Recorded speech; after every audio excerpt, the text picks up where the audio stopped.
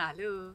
Zuri und ich sind gerade von unserer Radreise aus Wales wiedergekommen. Um euch noch bessere Radreisevideos präsentieren zu können, habe ich für diese Radreise zusätzlich zu der GoPro 7 und GoPro 8, ich habe noch die GoPro 9 gekauft, was ja immer ein Problem ist, wenn man alleine auf Radreisen ist, dass man sich nie selbst filmen kann oder dass man die Kamera irgendwo umständlich zur Seite legen muss, um dann vorbeizufahren, und da bin ich irgendwie meistens zu faul zu. Deshalb habe ich bei Insta360 angefragt, ob die mir eine 360-Grad-Kamera schicken könnten, dass ich die einfach mal ausprobiere, wie die für Radreisen geeignet ist. Sie haben mir die Insta1 X2 geschickt und ja, die habe ich jetzt in den letzten 3 Wochen auf 1500 Kilometer im täglichen Einsatz getestet. Und in diesem Video zeige ich euch, was die Kamera kann, was sie nicht kann und wiefern sie sich für Radreisen wirklich eignet. Und natürlich auch, wie sie sich gegen die GoPros schlägt. Legen wir los!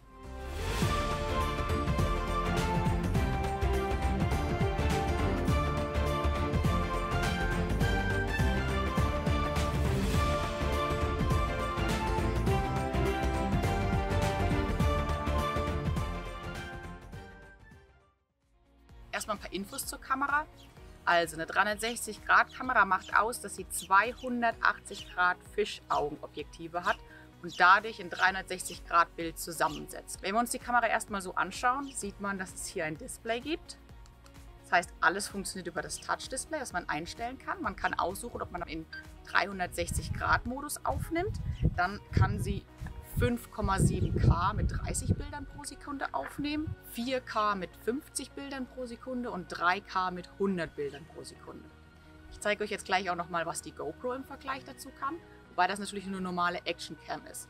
Hier gibt es auch einen Action Cam Mode, da gibt es aber nur Full HD mit 100 Bildern pro Sekunde. Ja, ansonsten hat sie einen USB-C Ladeanschluss, einen herausnehmbaren Akku und ein Micro-SD-Slot. Was sonst noch interessant ist, dass sie ein 1 Zoll Gewinde hat. Das ist aber direkt mitgeschickt werden GoPro-Adapter, dass man hier ganz normal draufschrauben kann. Und dadurch hat die Kamera das gleiche Gewinde, was die GoPros haben. Das heißt, man kann alles GoPro-Zubehör auch für die Insta360-Kamera nutzen. Eins der Main-Features ist auf der einen Seite, dass man sich die Perspektive danach aussuchen kann, weil sie ja alles aufnimmt. Ich hatte es so oft, dass Aufnahmen ruiniert waren, weil ich nicht die richtige Perspektive ausgewählt habe bei den GoPros, weil es entweder ein bisschen zu hoch war, zu niedrig war, Zuri bewegt sich mit dem Kopf und ist nicht mehr drin. Teilweise auch, dass der Adapter einfach wegrutscht. Das passiert so, wenn ich es hinten an den Hänger den Adapter festgemacht habe, dass der dann einfach durchs Gerüttel einfach wegrutscht und dann wird das Bild einfach schlecht, und das passiert bei der 360-Grad-Kamera einfach nicht, weil sie das Bild ausgleichen kann. Und eines der absoluten Highlights ist auch für mich die Flow-State-Stabilisierung und auch das Horizon Leveling, also dass es quasi den Horizont gerade hält. Und da sieht man einen riesigen Unterschied, wenn Zuri die Kamera aufhat, weil da wird wirklich die ganze Stabilisierung gebraucht. Und da sieht man einen riesen Unterschied von der GoPro 7 zur GoPro 8. Zur GoPro 9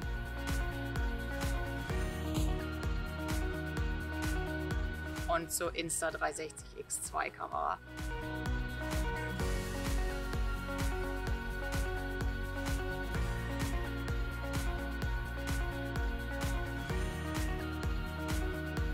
Also ich habe Zuri immer gesagt, wenn sie die GoPro anhatte, nur gehen, renn nicht. Weil Rennen ist schon zu viel, also das packt die schon nicht mehr. Doch richtig riesen Plus für die Insta360-Grad-Kamera.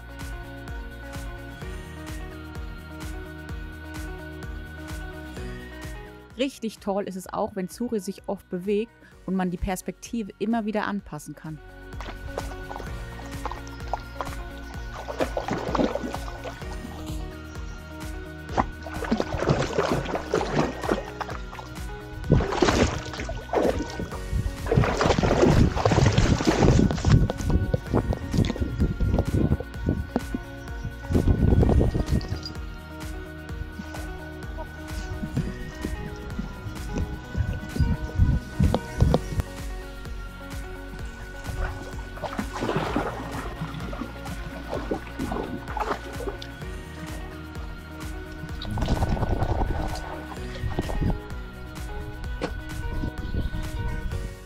anderen Seite der unsichtbare Selfie-Stick. Das heißt, dass man den irgendwo festmachen kann und dass sich dieser Selfie-Stick dann selbst ausradiert und man dadurch wie Drohnenaufnahmen bekommt. Hier bin ich.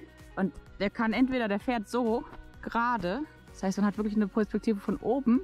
Die Möglichkeit dieser Perspektive sollte sich öfters als absolut notwendig herausstellen. Denn Wales hat ein Problem. Und das sind meterhohe Hecken. Wow, guckt euch mal die Szenerie an. Aber es sind immer Hecken im Weg. Deshalb nutzen wir jetzt nochmal den Selfie-Stick.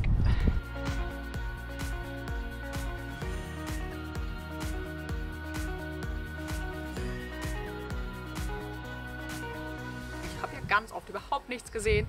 Ich konnte einfach den Stick ausziehen und habe dann über die Hecken drüber geguckt. Das heißt, ihr werdet in den Videos wesentlich mehr sehen und ich werde zum ersten Mal Wales ganz neue Perspektiven sehen, die ich ja durch die Hecken dann nicht sehen konnte.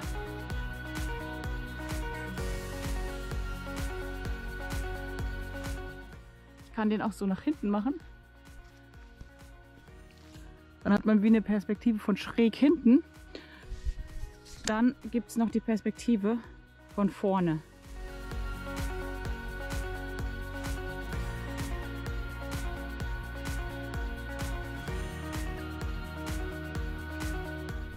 Und ich bin echt überrascht, weil es ist wirklich sehr stabil. Wir sind ja schon Berg runter damit gefahren, Berg hoch und alles Mögliche. Genau, und das Coole ist halt, dass man danach wirklich die Perspektiven ja sich aussuchen kann. Also auch, wie man ja sieht, man kann sich von vorne zeigen oder von hinten. Das finde ich super. Wie man hier gut erkennen kann, kann man den Selfie-Stick selbst beim Berg runterfahren von hinten ganz einfach nach vorne bewegen, um die Perspektive zu verändern. Und ich kann das tatsächlich beim Fahren einziehen. Und das finde ich super. Und dann auch natürlich wegmachen, wenn ich mit der GoPro auf dem Helm filme. Ja, was die Kamera sonst noch kann, habe ich aber jetzt auch nicht alles, ehrlich gesagt, ausprobiert, weil für mich beim Fahrradfahren bestimmte Sachen nicht so wichtig sind. Das ist Freeze-Framing, man kann Slow-Motion-Sachen machen, man kann Elemente verfolgen, Track, sowas wie auch die Drohnen können. Wie ich gesagt habe, man kann natürlich auch als normalen Action-Cam-Mode benutzen, was ich natürlich nicht machen würde, weil die Auflösung einfach zu schlecht ist mit nur Full HD. Man kann verschiedenste Spielereien machen, wie diesen Tiny Blended-Modus und sowas. Ist eine nette Spielerei, aber werde ich jetzt für meine Videos nicht brauchen. Ich habe auch noch verschiedene andere Positionen am Fahrrad ausprobiert. Mit der GoPro, aber auch mit der Insta360. Und das will ich euch jetzt zeigen, wie das aussieht und was man alles für Aufnahmen machen kann. Und jetzt probieren wir mal die Perspektive hier am Anhänger.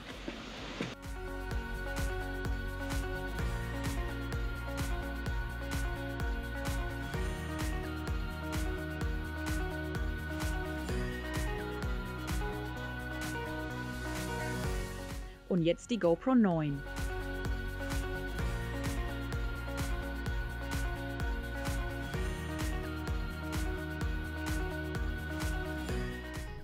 Probieren die Kamera jetzt mal hier. Ich bin gespannt, was das für Aufnahmen gibt. Macht nur sicher, dass ihr es richtig festdreht, dass sich das nicht irgendwie nach unten verbiegt. Okay, schauen wir mal.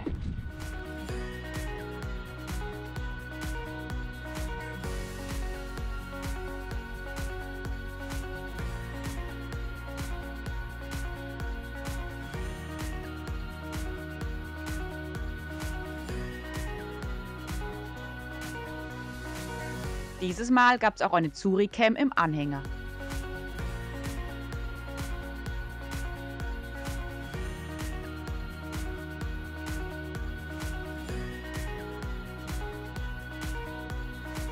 Was ich sagen muss, was richtig blöd gelaufen ist, dass ich tatsächlich eine Woche lang nur in einem Action-Cam-Modus und nicht im 360-Grad-Modus gefilmt habe.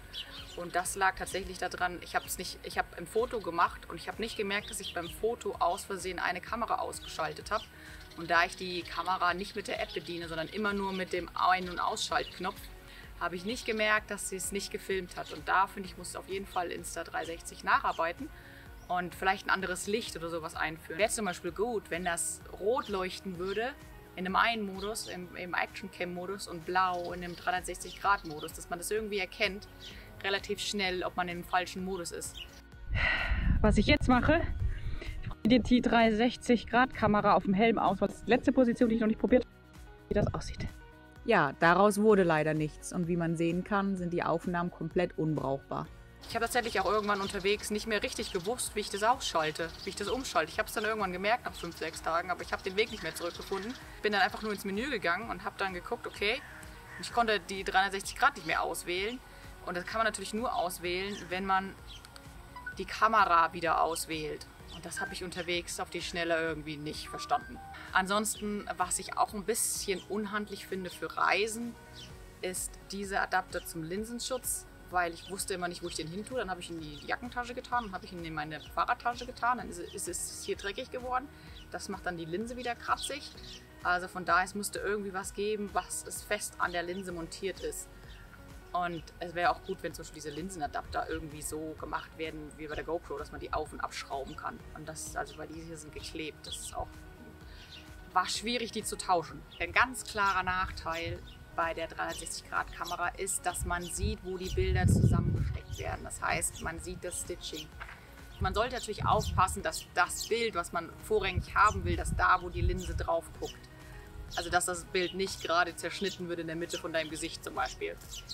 Also bei der Kamerapositionierung, achtet da einfach drauf. Ansonsten ist es für mich auch gar kein Problem. Hier sieht man recht gut, wie das Stitching mitten durchs Gesicht verläuft und Probleme macht. Ein anderes Problem sind Verformungen, wenn die Kamera zu nah gehalten wird. Also die besten Aufnahmen bekommt man tatsächlich mit dem Selfie-Stick und Abstand.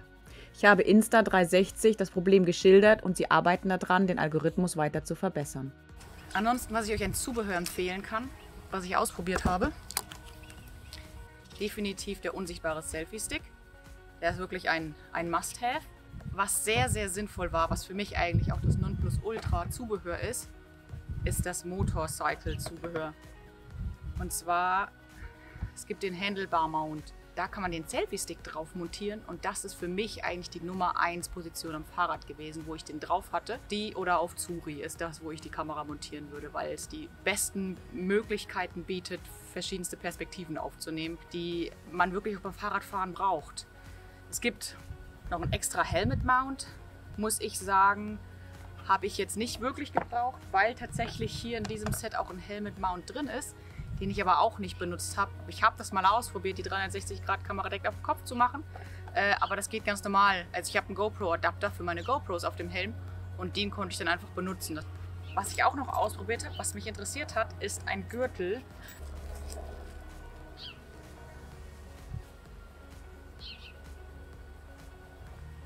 So, man kann den hier einfach draufschrauben. Und dann kann man die Kamera hier drauf montieren.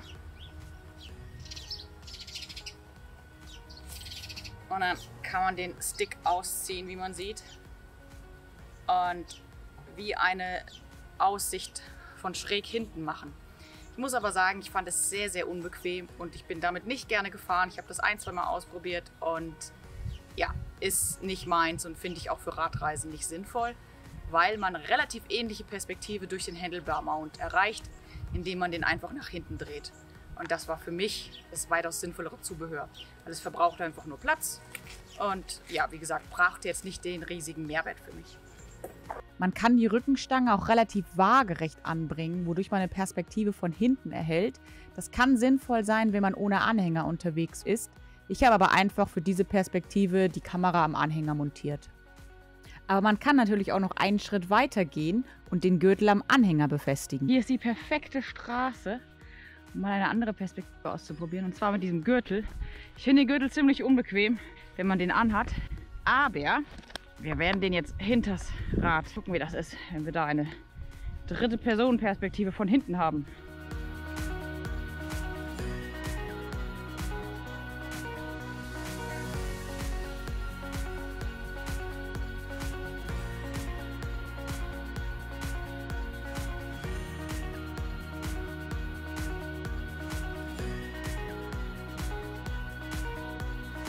Was es zusätzlich noch gibt, hat die GoPro natürlich auch, ist die Fernbedienung.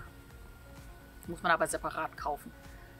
Ist aber sehr sinnvoll für Radreisen. Wobei ich sagen muss, diese Fernbedienung hat einen ganz klaren Nachteil und das ist, dass sie nicht wasserfest ist. Das heißt, sie ist mir beim ersten Regenschauer in Wales direkt kaputt gegangen.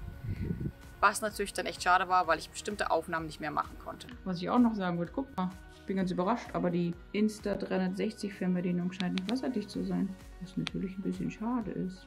Naja, mal gucken. Ich wollte sie eigentlich laden, weil sie fast alle ist, aber jetzt wohl nicht.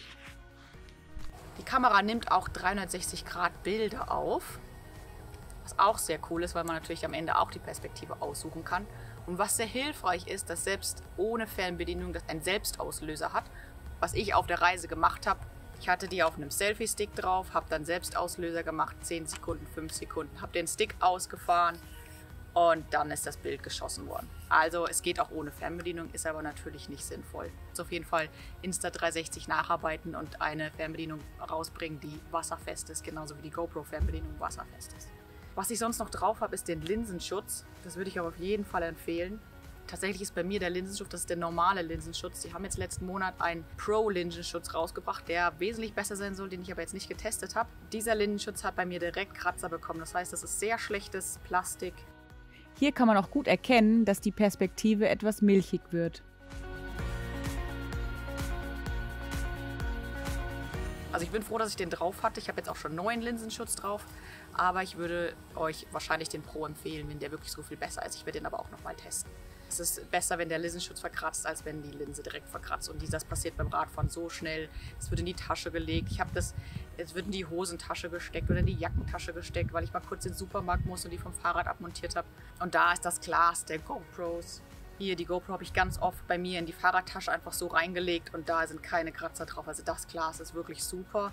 Und da muss ich sagen, im Vergleich ist der Linsenschutz nicht wirklich gut. Ja, die Ersatzbatterien, die kommen in so schönen Kästen. Finde ich auch sehr praktisch, dass man die aufheben kann. Da kann GoPro auf jeden Fall noch nachbessern.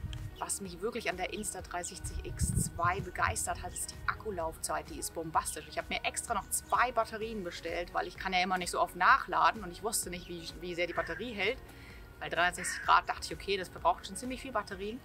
Aber ich musste die kaum nachladen und es hätte auch eine Ersatzbatterie vollkommen gereicht. Leider ist der Adapter zum Laden nicht so optimal designt im Vergleich zu den GoPro-Ladebuchsen, die man kaufen kann. Also das finde ich sehr, sehr viel besser gelöst, dass es hier wirklich was Geschlossenes gibt und dass man dann 3 Akkus laden kann. Das ist jedoch kein Original GoPro. Da gibt es leider noch nichts, nur das Original-Ladegerät und das ist offen.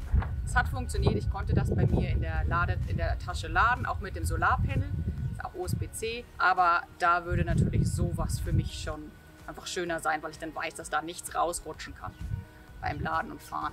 Und fürs Audio gibt es auch noch ein Zubehör und den Adapter habe ich jetzt aber nicht genutzt, weil ich eigentlich tatsächlich Audio immer aufgenommen habe mit der GoPro, die auf meinem Helm war. Das ist meine Standardkamera. Ich werde euch aber auch noch mal kurz zeigen, wie das Audio im Vergleich ist. Wir sind jetzt auf einer walisischen Landstraße. Gucken, ob uns da ein Auto begegnet. Und es geht wieder bergauf. Der letzte für heute, der große.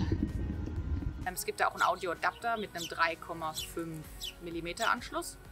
Und das heißt, man könnte da jetzt auch ein externes Mikrofon reinstecken. Ja, ich hoffe, dass euch das Video gefallen hat und dass es euch auch die Entscheidung leichter macht, ob ihr jetzt eine 360-Grad-Kamera mit auf eure Reisen, Radreisen, Autoreisen mitnehmen wollt oder ob euch eine normale Actioncam reicht oder vielleicht auch sogar beides, wie ich das mache.